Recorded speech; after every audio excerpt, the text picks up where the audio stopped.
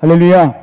오늘도 하나님의 은혜를 사모하며 수요 예배 자리에 나오신 여러분들 주님의 이름으로 환영하고 축복합니다. 지난주에 저와 여러분들은 크리스찬과 소망이라는 이 순례자들이 아첨쟁이를 만났던 이야기에 대해서 살펴본 적이 있습니다. 그때 이야기는 이렇습니다. 순례자들이 두 갈래길 앞에 섰을 때 아첨쟁이란 사람이 나타나서 그들에게 길을 안내해 주었습니다.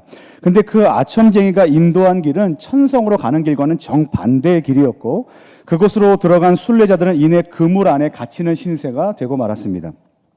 그때 새하얀 옷을 입고 있던 아첨쟁이가 옷을 벗어던지자 그의 검은색 피부가 여실히 드러나게 됩니다. 이것은 무엇을 말하냐면 그가 거짓 교사였다라는 것을 의미했습니다. 그때서야 순례자들은 자신들이 잘못된 길에 들어섰음을 깨닫게 됩니다. 그런데 어째서 순례자들이 이와 같이 잘못된 길에 들어서게 되었는가?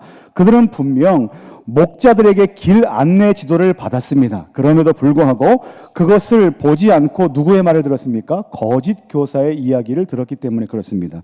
여기서 말하는 길 안내도가 뭐냐면 하나님의 말씀입니다. 여러분, 주님의 말씀은 내 발의 등이요 내 길의 빛 되십니다. 우리는 하나님 말씀의 인도하심을 받고 살아야만 합니다. 또 우리는 하나님 말씀 앞에서 항상 겸손한 삶을 살아야만 합니다.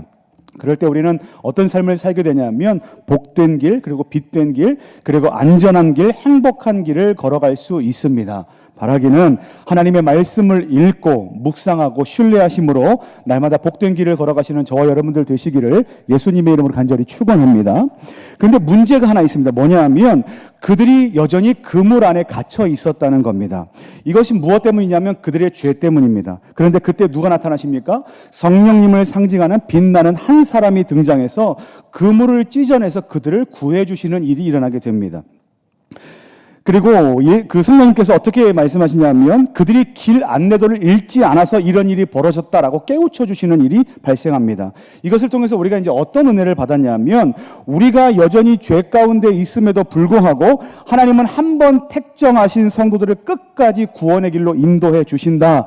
바로 성도의 견인교리에 대해서 이야기를 했던 적이 있습니다. 그리고 이어서 다시는 너희가 죄 가운데로 들어서지 말라라고 깨우쳐 주시는 것도 성령님께서 우리에게 깨우쳐 주시는 바였다라고 우리가 듣게 되었습니다.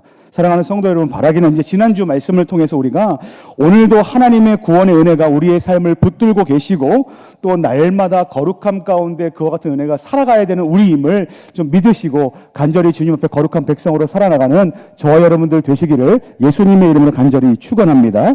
그리고 이제 오늘 이야기가 이어지게 됩니다. 우리 지도를 한번 보여주시겠습니까? 지도를 보시면 우리가 이제 이만큼 위치에 와 있습니다. 거의 이제 천성 끝에 다 달아 있습니다. 이제 천성이 거의 다 와가고 있는데요. 그물에서 그렇게 풀려나 길을 나선 크리스찬과 이 소망이라는 사람이 눈을 들어보니 저 멀리서 누군가가 시온성을 등지고 자기들 쪽으로 걸어오는 게 보이는 겁니다.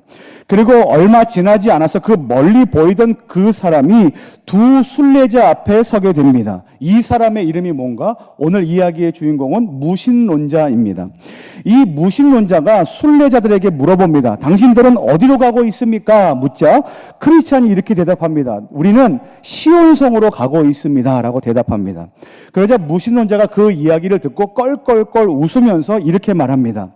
나는 당신들처럼 어리석은 사람들을 보면 웃음이 나옵니다. 당신들이 이렇게 힘든 여행을 하면서 얻은 것이 도대체 고통 말고 또 무엇이 있겠습니까? 이렇게 얘기하는 겁니다. 그러자 순례자인 크리스찬이 말합니다. 당신은 우리가 천성의 도시를 얻지 못할 거라고 생각하는 겁니까? 라고 묻자 무신론자가 이제 길게 이렇게 대답을 하는 겁니다. 천성의 도시라고요? 저기요, 정신 차리십시오.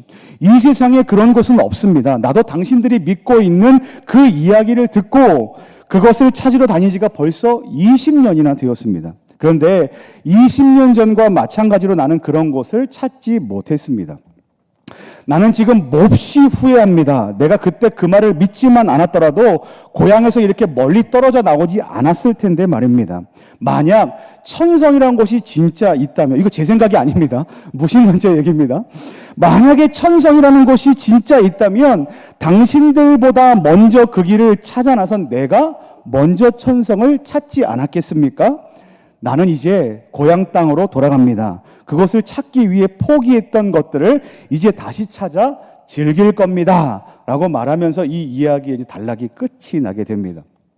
여기까지가 이제 오늘 우리가 살펴보는 이야기입니다. 여러분 요즘 워라벨이라는 말 많이 들어보셨지요? 근데 워라벨이라는 말과 함께 더불어 많이 사용되는 말이 뭐냐면 욜로라는 말입니다. 이 욜로의 뜻은 이렇습니다. 너의 인생은 오직 한 번뿐이다. 그러니까 뒤에 너의 뜻대로 살면 좋겠다. 뭐 이런 의미를 담고 있습니다. 여러분 이 문구는 정말 매력적인 문구입니다. 우리가 인생을 살면서 무엇인가를 결정해야 될 순간이 오게 되는데 그것을 결정할 때 욜로 내 인생은 한 번뿐이다. 이걸 딱 떠올리면 뭔가 결정하기 쉬워진다는 겁니다. 그래서 매력적이라는 겁니다. 그리고 또 하나, 지금 우리가 살고 있는 이 삶이 매우 고단하고 팍팍한데 무언가에 얽매여 살지 말고 그리고 지금 원하고 바라는 그 어떤 것을 위해서 사는 것이 결코 후회하지 않는 삶이다라고 우리에게 얘기하기 때문에 이 말은 상당히 우리에게 매력적으로 들릴 수 있습니다. 그래서 이러한 사람들의 욕구에 부합하기 위해서 신용카드 회사나 여행업체들은 관련된 상품들을 계속해서 출시해냅니다. 욜로 카드, 욜로 상품 즐기십시오라고 이야기를 하는 거죠. 근데 여기에 큰 심각한 문제가 있습니다. 그 문제가 뭐냐면 이러한 사고, 욜로라는 사고 안에는 우리 인생의 주인 되시는 하나님에 대한 인식이 부재하다는 겁니다. 에이 목사님 그건 너무 비약이 심하지 않습니까? 라고 말씀하실 수도 있습니다. 그런데 그게 그렇지 않습니다. 여러분 아주 유명한 무신론 전도사가 있습니다. 이 그림에 보는 사람은 바로 옥스포드 대학교의 교수인 리차드 도킨스라는 인물입니다. 그가 2007년에 책 한 권을 출간했는데 많은 사람들이 이 책에 열광합니다. 바로 만들어진 신이라는 책입니다. 이 책은 그가 주장하는 그 무신론적 행복 그리고 교회를 향한 적극적인 공격의 시발점이 됩니다. 여러분 우리가 믿고 있는 하나님이 어떤 분이십니까? 모세가 떨기나무 불꽃 속에서 하나님을 만나게 됐을 때 하나님께서 모세에게 하나님 자신을 이렇게 설명하신 바 있습니다. 나는 스스로 있는 자다라고 하나님께서 설명을 하십니다. 여러분 세상의 모든 존재는 그것이 존재하는 선행되는 원인이 있습니다. 그러니까 스스로 존재하지 못한다는 겁니다. 여러분 우리는 누구로부터 왔습니까? 부모님으로부터 왔습니다. 그리고 그 부모님은 또 누구로부터 왔습니까? 그 부모님으로부터 왔습니다. 그래서 부모님의 부모님을 계속해서 거슬러 올라가다 보면 그 최고의 정점의 원인이고 시작이 되시는 분이 계신데 그분이 누구십니까? 하나님이십니다. 그러니까 성경의 족보를 볼 때마다 우리가 깨닫게 되는 건 뭐냐면 우리가 그냥 저절로 태어난 사람이 아니구나. 하나님께서 우리를 만드셨구나, 창조하셨구나. 하나님이 우리의 아버지 되시구나. 이거를 느끼는 것 아닙니까? 그러니까 모든 것의 원인 되시는 분이 누구십니까? 하나님 되십니다. 하나님은 스스로 계신 분이십니다. 하나님은 누구의 도움도 필요 없으시고 어떤 원인도 필요하지 않습니다. 이분이 바로 우리가 믿고 있는 절대자 하나님입니다. 그런데 이 리차드 도킨스라는 사람은 아니다. 그렇지 않다. 하나님은 실제하는 존재가 아니다. 하나님은 사람들의 관념으로 만들어진 신에 불과하다라고 주장하는 겁니다. 그런데 사람들이 왜 이런 관념적인 신을 만들어내는가? 그의 주장에 따르면 바로 인간이 갖고 있는 두려움과 불안감 때문이라는 겁니다. 인간은 이 두려움과 불안감을 가질 때마다 뭔가 의지할 대상이 필요하다는 겁니다. 그래서 실제로 신이 존재하지 않은데 가상의 신을 만들어 놓고 거기에 믿고 기도하며 거기서 오는 위안과 평안을 누리고 싶어 하는 것이 바로 신이 만들어진 이유라고 얘기하는 겁니다. 그렇기 때문에 존재하지 않는 그 신 때문에 그 신을 위해서 자신의 인생을 걸고 그 신을 기쁘게 하기 위해 자신의 기쁨을 구속시키는 것은 바보 같고 어리석은 짓이다라고 이 사람이 얘기하는 거예요. 그래서 어떻게 살자고 얘기하냐면 그렇게 살지 말고 인생의 주인인 나 자신의 기쁨을 위해서 즐기면서 살자라고 이야기하는 겁니다. 이것이 바로 앞에서 드린 욜로와 맥락이 같이 하는 바입니다. 근데 그는 이 책 한 권으로 세상을 향한 공격을 멈추지 않습니다. 2008년에 그가 부회장으로 있던 영국 인본주의자 협회에서 세계 관광의 중심지인 영국 전역을 다니는 그 버스 노선 중 800대의 버스에 이런 광고물을 게시합니다. 이런 광고물입니다. 이 뜻이 뭐냐면 아마도 신은 없을 겁니다. 그러니 걱정과 염려를 멈추십시오. 그리고 당신의 인생을 즐기십시오. 이런 문구를 모든 버스에다 게시하기 시작합니다. 이것이 당시 기독교의 불꽃이 사그러져 가고 있던 그 작은 불씨조차 남기 힘들었던 유럽교에 큰 타격을 입히게 됩니다.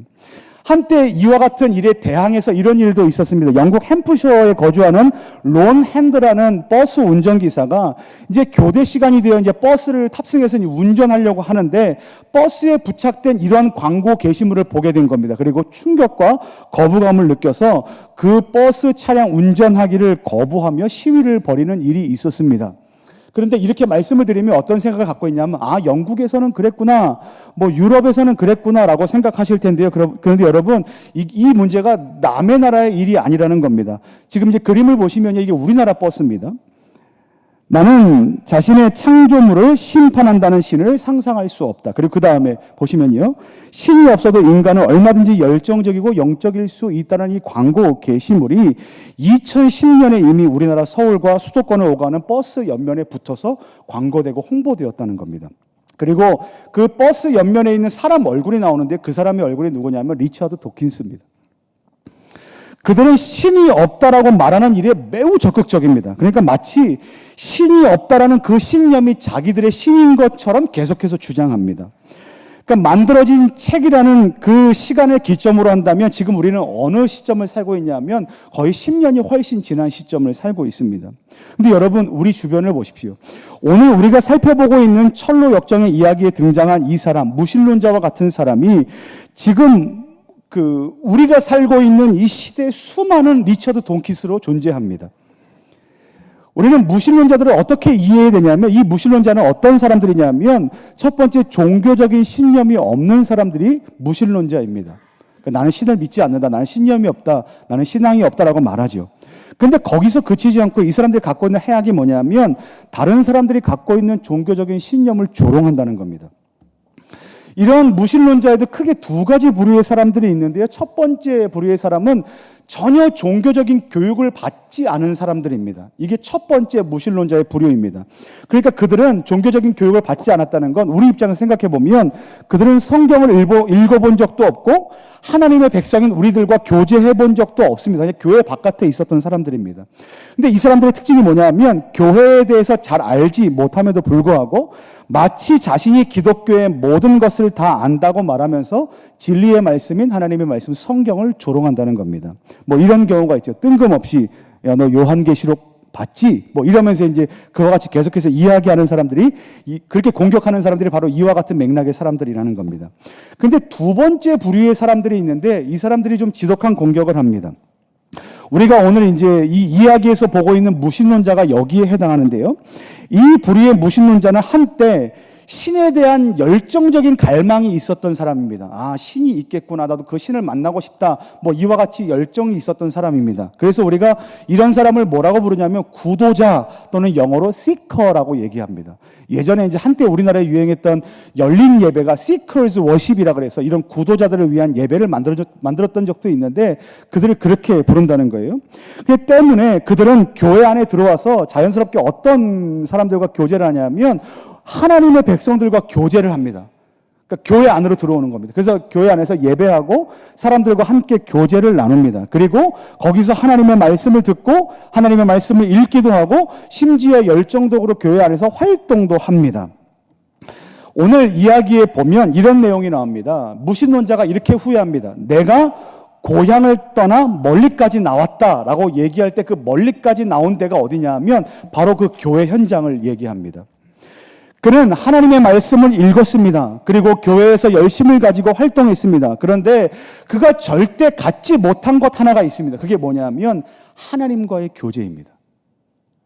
아무리 많은 말씀을 읽고 사람들과 교제하고 많은 활동을 했어도 그 안에 성령님 하나님께서 내주하시는 것을 경험해보지 못했다는 것이 그가 갖고 있는 큰 맹점입니다.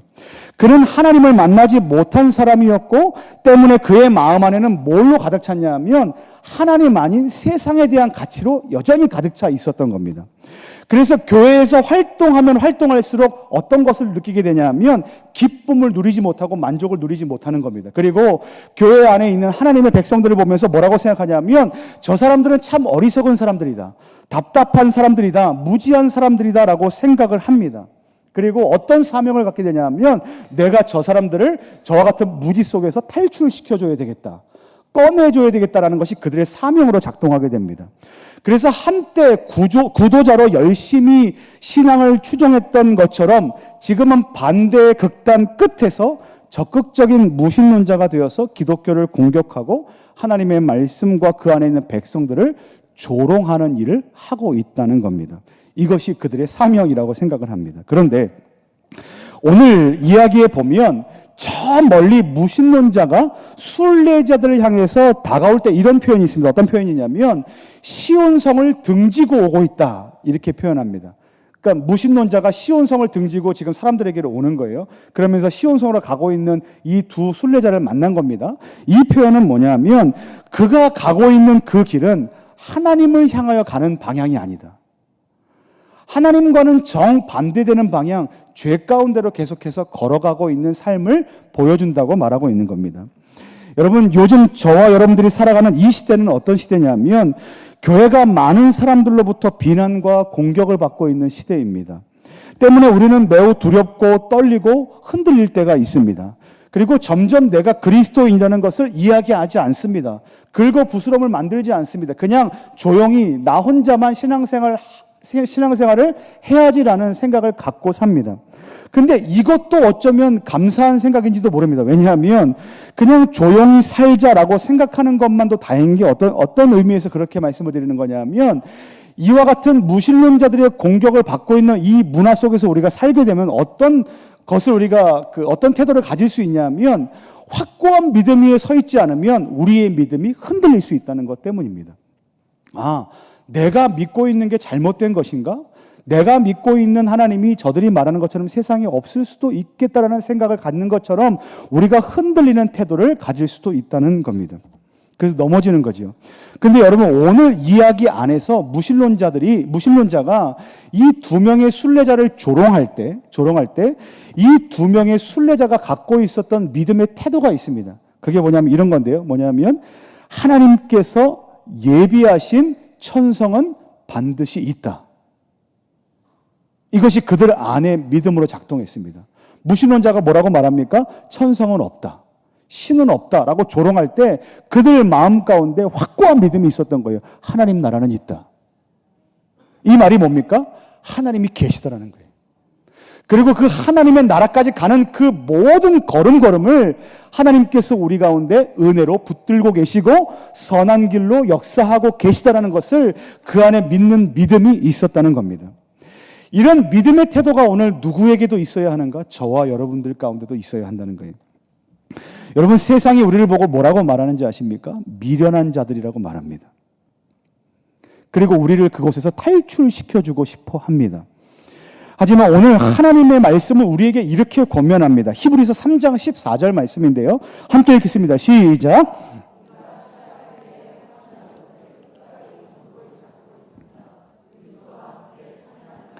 그리고 요한일서 2장 24절 말씀입니다. 같이 읽습니다. 시작. 너희는 처음부터 들은 것을 너희 안에 거하게 하라.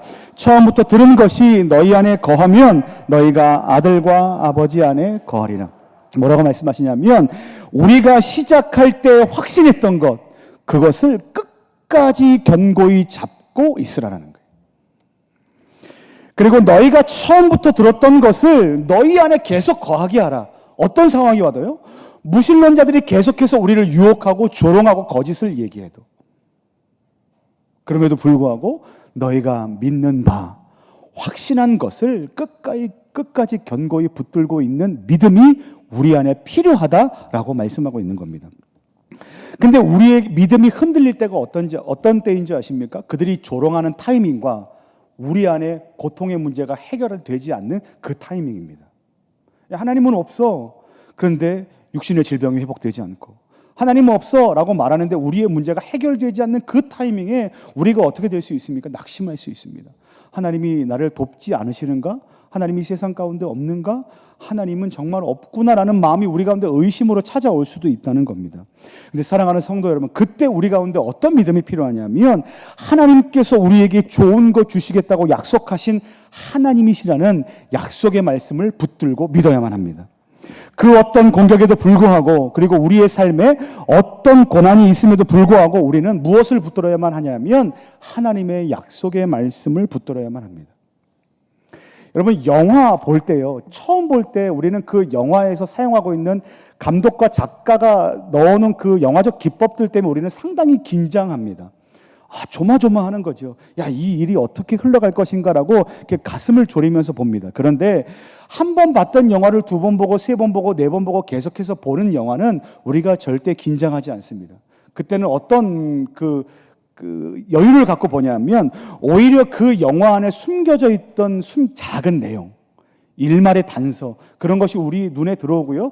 그리고 작가가 우리에게 이런 내용을 하고 싶었구나라는 것들을 계속해서 해석하는 눈이 보이게 되는 겁니다.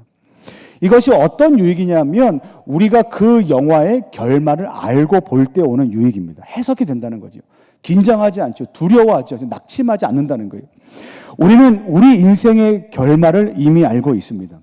저와 여러분들의 인생의 결말이 뭐냐면 하나님의 나라입니다. 그래서 우리가 어디를 향해 가고 있습니까? 저 멀리 보이는 천성을 향해. 그런데 없는 천성이 아니고요. 이미 우리에게 약속으로 주어진 그 천성을 향해 우리가 걸어가는 그 엔딩을 우리가 알고 있기 때문에 우리는 낙심하지도 흔들리지도 두려워하지도 않을 수 있다는 겁니다. 또 하나, 저와 여러분들의 삶의 결말이 뭔지 아십니까? 하나님의 은혜입니다. 내가 두렵고 떨리고 낙심되고 죽을 수도 있겠구나, 힘들 수도 있겠구나, 너무나 고통스럽다는 그 상황 속에서도 불구하고 뭐가 우리에게 주어졌습니까? 하나님의 은혜가 우리에게 주어졌다는 사실을 알고 우리가 어떻게 할 수 있냐면 인내하고 그리고 소망하고 그리고 오히려 우리가 그것을 끝까지 붙들고 천성까지 달려나갈 수 있는 믿음을 갖게 된다는 겁니다. 사랑하는 성도 여러분, 바라기는 오늘도 세상이 말하는 것처럼 우리는 미련한 길을 가고 있습니다. 그런데 우리가 걸어가는 그 미련한 길, 그 인생의 주인 되시는 분이 하나님이십니다. 그리고 그 하나님께서 우리에게 약속하신 것이 하나님 나라입니다. 그리고 오늘 그 하나님께서 우리의 인생 가운데 여전히 일하고 계시고 우리 가운데 은혜 베풀어 주고 계십니다. 바라기는 오늘도 그 하나님을 믿는 믿음으로 오늘 우리가 살아가는 인생 가운데 소망 가운데 그리고 인내하는 가운데 깨어있는 믿음의 성도님들 되시기를 예수님의 이름으로 간절히 축원합니다.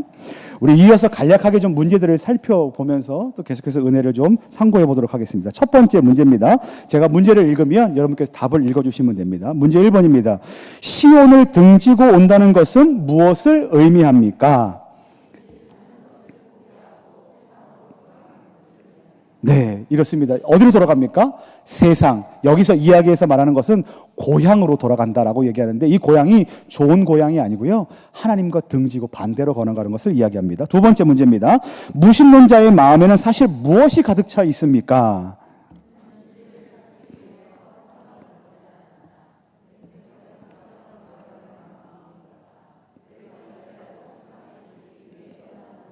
네, 그렇습니다. 세상입니다. 여기 답도 세상입니다. 그가 신을 열망했지만 사실 누구를 만나지 못했습니까? 하나님을 만나지 못했습니다. 그래서 계속해서 그 안에 하나님 아닌 다른 것들로 가득 차 있었다라는 것들을 의미하고 있습니다. 세 번째 문제입니다. 무신론자가 성도에게 주는 유혹과 시험은 무엇입니까?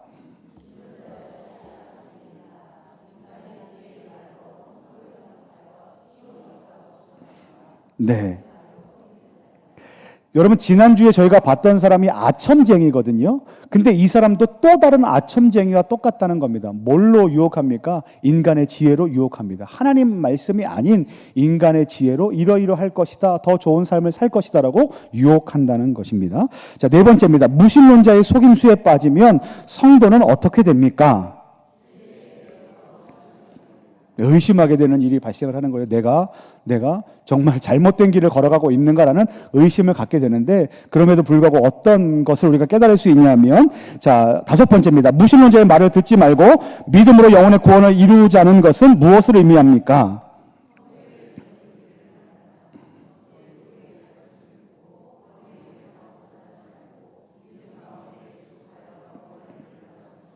아멘.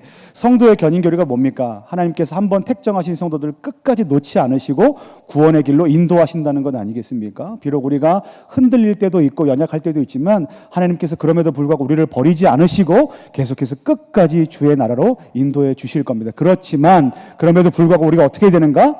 끝까지 믿음을 붙잡고 견고한 믿음 가운데 서 있어야 한다는 것이 오늘 우리에게 주시는 교훈입니다. 우리 시간 주신 말씀을 좀 붙들고 함께 기도하며 나가도록